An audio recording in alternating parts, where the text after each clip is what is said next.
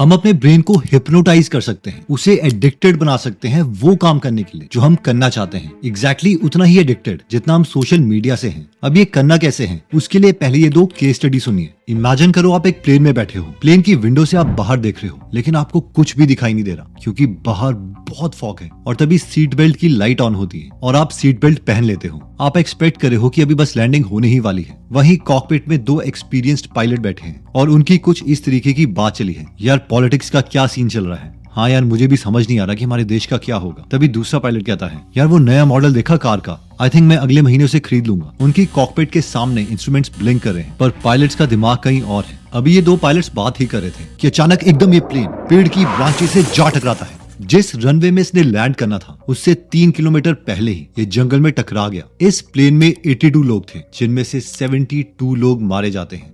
ये इंसिडेंट 1974 में Charlotte landing के दौरान फ्लाइट नंबर 212 में हुआ था। पर सवाल ये था कि इतने बड़े इंसिडेंट का जिम्मेदार है कौन। बहुत सी एनालिसिस हुई, बहुत से लोगों को ब्लेम किया गया, लेकिन बाद में जब फ्लाइट रिकॉर्डर की रिकॉर्डिंग सुनी गई तो पता चला लैंडिंग के दौरान 2 पायलट्स आपस में बातें कर रहे थे। इस इंसिडेंट के 7 साल के बाद 1981 में 10,000 फीट का रूल निकाला गया, यानी कि जब भी प्लेन की हाइट 10,000 फीट से कम है, जो कि लैंडिंग और टेक ऑफ के दौरान होगी, उस वक्त पर कोई भी लूज टॉक नहीं होगी। पायलट सिर्फ अपने काम के बारे में ही बात करेंगे। इसे कहते हैं स्टीराइल कॉकपिट। यूरोप में भी similar sterile flight deck procedure publish किए गए। ये इंसिडेंट एक नॉर्मल डिस्ट्रैक्शन से हुआ था, लेकिन सोशल मीडिया के ब्रेन रॉट से जो डिस्ट्रैक्शन और डैमेज होता है उसके बारे में बात करने से पहले एक और स्टोरी सुनी। इमेजिन करो आप रात में थक के घर आते हो, आपके परिवार वाले सो चुके हैं, घर में पूरी शांति है, आपकी कंप्यूटर की स्क्रीन हल्की सी ग्लो हो रही है। आप एक प्योर कंज्यूमर बन चुके हो। कुछ एक्चुअल में क्रिएट करने के बजाय आप औरों का कंटेंट ही कंज्यूम करते हो। आप अपने परिवार वालों को देखते हो और फिर खुद से वादा करते हो, अब से हर रोज, चाहे मैं बीमार होता हूँ, चाहे मैं ट्रैवल करता हूँ, चाहे मैं फिर पूरा थका हुआ हूँ, मैं हर रोज अपना एक काम क्रिएट करूंगा और फिर उसे पब्लिश करूंगा। ये डेली रिचुअल माइक विंकलमैन ने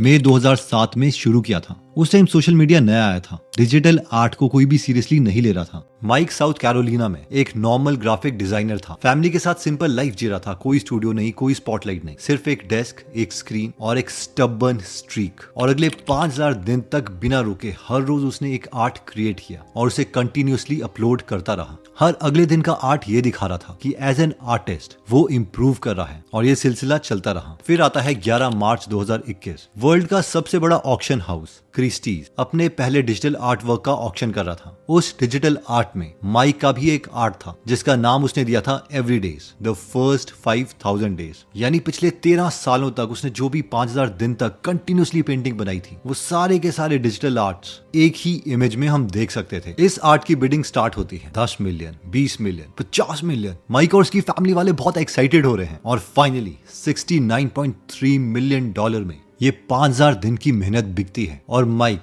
दुनिया का तीसरा सबसे वैल्यूएबल लिविंग आर्टिस्ट बन जाता है। ये सिर्फ इसीलिए हुआ क्योंकि माइक कंज्यूमर से क्रिएटर बन गया और हर रोज बिना रुके वो एक आर्ट क्रिएट करता रहा। नेक्स्ट पॉइंट कहता है चेंज द डैम मीनिंग। 2012 में इंटरनेट में बहुत सी क्राउड सोर्सिंग वेबसाइट्स खुल रही थी। फॉर एग्जांपल, मान लीजिए आपकी एक बहुत बड़ी कंपनी है और आपके पास करोड़ों इमेजेस हैं। उनमें से कुछ इमेजेस के पिक्सल फटे हुए हैं और आप चाहते हैं इन डिस्टॉर्टेड इमेजेस को अलग करना, तो आप अपनी सारी इमेजेस इस प्लेटफॉर्म में आके दे सकते थे। और ये प्लेटफॉर्म आपको दुनिया भर के उन लोगों के साथ कनेक्ट करता जिन्हें जॉब चाहिए। वो इन वेबसाइट्स पर आते, आपकी इमेजेस को क्लासिफाई करते और उन्हें कुछ पैसे मिल जाते। एक ऐसा ही प्लेटफॉर्म अमेज़न ने बनाया था, मैकेनिकल टर्क या फिर एम टर्क। अब हुआ ये कि जितनी भी कंपनीज एम टर्क में अपना काम देती, उनमें से काफी काम एक्यूरेट नहीं होता था और इसका साफ सा रीजन था कि इमेजेस को क्लासिफाई करना एक बोरिंग काम है और लोगों को वैसे भी बहुत कम पैसे मिलते थे, तो वो जल्दी जल्दी से इसको सॉल्व करते और अपने पैसे लेके चले जाते। लेकिन 2 रिसर्चर्स डेना शैंडलर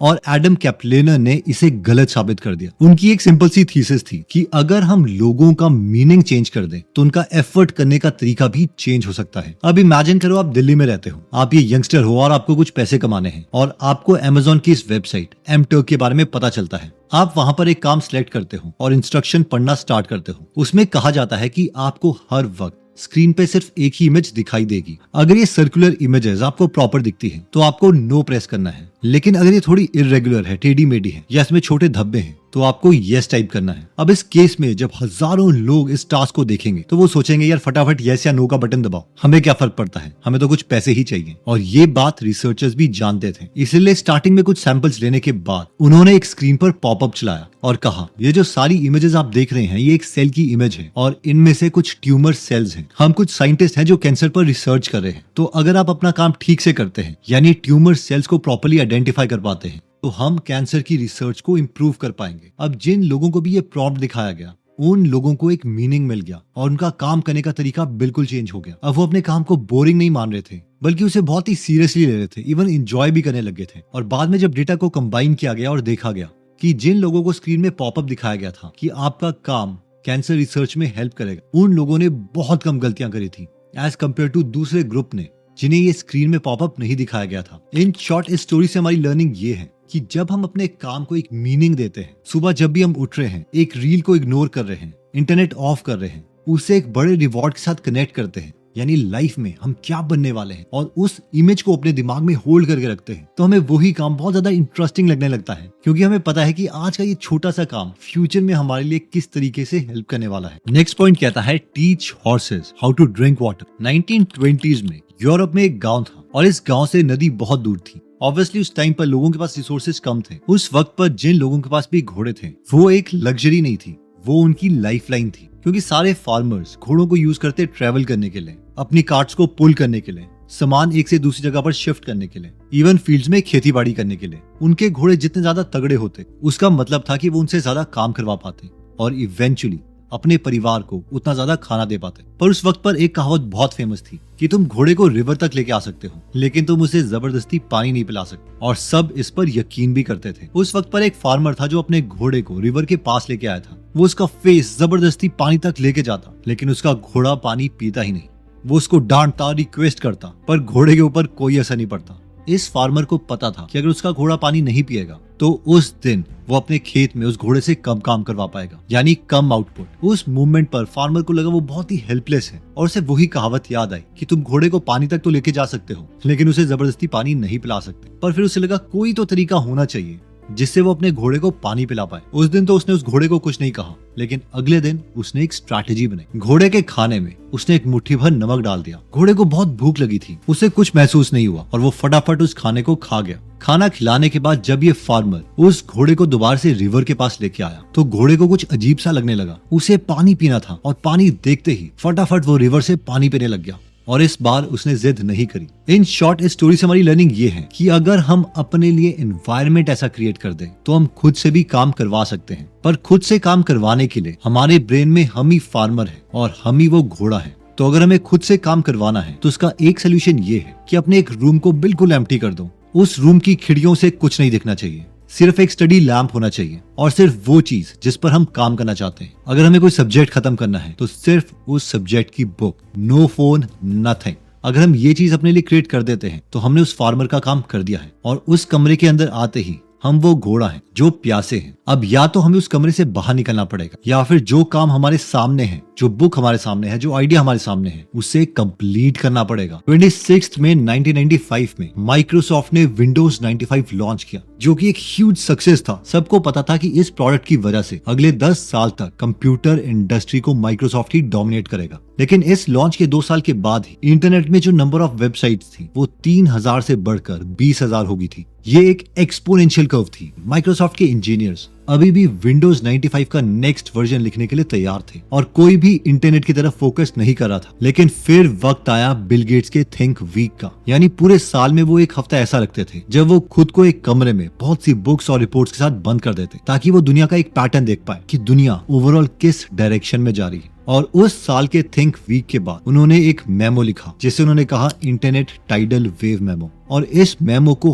हर एक माइक्रोसॉफ्ट के एम्प्लॉय को दिया गया जिसमें लिखा था कि पर्सनल कंप्यूटर्स के बाद इंटरनेट वो सिंगल मोस्ट इंपॉर्टेंट डेवलपमेंट है ह्यूमन हिस्ट्री की जो सारे बिजनेसेस को चेंज कर देगी और हमें भी चेंज होना ही पड़ेगा। और कुछ ही महीनों के बाद माइक्रोसॉफ्ट ने इंटरनेट एक्सप्लोरर को लॉन्च किया जो कि फ्री दिया जा रहा था विंडोज के साथ। माइक्रोसॉफ्ट ने उस टाइम के कॉम्पिटिटर नेटस्केप को तो पीछे छोड़ दिया। आगे चलकर इंटरनेट एक्सप्लोरर उतना ज्यादा सक्सेसफुल नहीं हुआ, लेकिन इस मेमो की वजह से मैक्सिमम बेस्ट इंजीनियर्स का ध्यान इंटरनेट की तरफ चला गया और काफी सालों के बाद उनका एक प्रोजेक्ट रेड डॉग, जो कि आज माइक्रोसॉफ्ट के रेवेन्यू में एक ह्यूज चंक कंट्रीब्यूट करता है। देखो, इस स्टोरी से हमारी लर्निंग ये है कि जो टाइम है वो दो टाइप का होता है, टाइप 1 मेकर्स टाइम और टाइप 2 मैनेजर्स टाइम। जब भी आपको एक डीप फोकस करना है, दुनिया में कुछ पैटर्न देखना है या कुछ एक्चुअल में बड़ा क्रिएट करना है, तो हमें एक अनइंटरप्टेड चंक ऑफ टाइम चाहिए, जैसे कि हर रोज 4-4 घंटे या पूरा एक हफ्ता एंड सो ऑन। और इस मेकर टाइम में ही हम कुछ मेक कर पाएंगे, कुछ बड़ी चीज को, कुछ बड़े बड़े गोल्स को अचीव कर पाएंगे। और दूसरे टाइप का टाइम आता है मैनेजर्स टाइम, यानी कि अगर हमें एक के बाद एक छोटे टास्क एग्जीक्यूट करने हैं, फॉर एग्जाम्पल जल्दी से मीटिंग लेना, घर का कोई काम करना, बैंक में कुछ बनाना, ड्राइविंग लाइसेंस का कोई काम करना एंड सो ऑन, तो ये सारी चीजें मैनेजर टाइम के अंडर आती हैं। इसमें 15, 20, 25 मिनट की स्प्रिंट्स भी काम करती हैं। अब सोशल मीडिया के साथ प्रॉब्लम ये है कि जो लोग सोशल मीडिया से एडिक्टेड हैं, वो कभी भी अपने लिए मेकर टाइम नहीं क्रिएट कर पाएंगे। वो हमेशा मैनेजर मोड में रहेंगे। 15-15, 20 मिनट के छोटे काम किए, फिर रील देख ली एंड सो ऑन। दोस्तों, इस वीडियो में हमने देखा कि हम अपने ब्रेन को रॉट होने से कैसे बचा सकते हैं, जिसमें सबसे पहले हमने स्टार्ट किया था कि distraction can lead to death, यानी कि फ्लाइट 212 सिर्फ इसीलिए क्रैश हुई क्योंकि उसके पायलट फोकस नहीं थे, जिसकी वजह से स्टीराइल कॉकपिट का रूल भी आया। इससे एक चीज तो क्लियर थी कि कोई भी डिस्ट्रैक्शन हमारे लिए अच्छी नहीं है, लेकिन सोशल मीडिया की डिस्ट्रैक्शन तो इससे भी ज्यादा खराब है। यानी सोशल मीडिया में एडिक्शन हमें बर्बाद कर सकती है। सोशल मीडिया एडिक्शन को सॉल्व करने का पहला तरीका हमने देखा था कि क्रिएट नॉट कंज्यूम, जिसमें हमने माइक की स्टोरी देखी थी कि शुरू में वो भी बहुत ज्यादा टाइम वेस्ट करते थे, बट फिर उन्होंने खुद से प्रॉमिस किया कि हर रोज वो कोई ना कोई पीस ऑफ आर्ट क्रिएट करेंगे और उसे वर्ल्ड में पब्लिश करेंगे। और 5000 दिन तक कंटिन्यूसली वो ये काम करते रहे। और 11 मार्च 2021 को उनका ये काम every day the first 5000 days $69.3 million में बिका। इन शॉर्ट, जब भी हम कंटेंट देख भी रहे हैं तो हमेशा उसे बिजनेस के पर्सपेक्टिव से देखो कि इसने इस रील में क्या किया, क्या ये रील के बाद कोई कॉल टू एक्शन दे रहा है, ये लोगों को कहां पर लेके जा रहा है, ये किस तरीके से सोशल मीडिया को यूज कर रहा है एंड सो ऑन। इसके बाद हमने देखा था कि चेंज द मीनिंग, जिसमें हमने देखा था कि जैसे ही लोगों को बताया गया कि उनकी स्क्रीन में दिख रहे सर्कल सेल्स हैं और उनमें से कुछ सेल्स ट्यूमर सेल्स हैं, तो लोग जिस काम को पहले बोरिंग समझ रहे थे, अब उसी को एक मिशन बना के सॉल्व करने लगे और उनकी परफॉर्मेंस बहुत इंक्रीज हो गई। In short, give meaning to your work. फिर हमने देखा था कि teach horses to drink water. हमने बहुत बार ये कहावत सुनी है कि तुम घोड़े को पानी तक लेके आ सकते हो, लेकिन उसे जबरदस्ती पानी नहीं पिला सकते, जबकि ये गलत है। अगर हम खुद को ही फार्मर माने और खुद को ही वो हॉर्स माने, तो हम खुद के लिए एक रूम क्रिएट कर सकते हैं जिसमें सिर्फ एक ही चीज पड़ी होगी, वो चीज जो हमारी टॉप प्रायोरिटी है। तो जब भी हम उस रूम में जाएंगे, उस रूम में बैठकर हम उस काम के अलावा कुछ और नहीं कर सकते, और ये एनवायरनमेंट हमें फोर्स करेगा वो चीज एग्जीक्यूट करने के लिए। इसके बाद हमने बिल गेट्स के मेमो के बारे में बात करी थी, जिसका नाम था इंटरनेट टाइडल वेव मेमो। देखो, बिल गेट्स उस वक्त करोड़ों रुपए कमा रहे थे विंडोज 95 और पीसी के बाकी रिलेटेड प्रोडक्ट से, और वो ये पैटर्न देख ही नहीं पाते अगर उन्होंने खुद को एक मेकर टाइम नहीं दिया होता, यानी अनइंटरप्टेड चंक ऑफ टाइम। तो जब भी आप कुछ क्रिएट करना चाहते हैं तो आपको अकेले बैठकर खुद को कंटिन्यूअस आवर्स देने ही पड़ेंगे। मैनेजर टाइम में आप कुछ बड़ा मीनिंगफुल नहीं क्रिएट कर सकते। दोस्तों, अगर आप बिल गेट्स, इलॉन मस्क या प्रोडक्टिविटी के ऊपर और बुक्स सुनना चाहते हैं तो आप गीगल एप्लीकेशन डाउनलोड कर सकते हैं, जहां पर 2500 से ज्यादा बुक समरीज आप हिंदी और इंग्लिश में पढ़ भी सकते हैं और सुन भी सकते हैं। और हाँ, अगर आप इस नॉलेजेबल वीडियोस मिस नहीं करना चाहते तो सब्सक्राइब करने के बाद बेल का बटन दबाना मत भूलिएगा। मिलते हैं दोबारा नेक्स्ट वीडियो में। जय हिंद।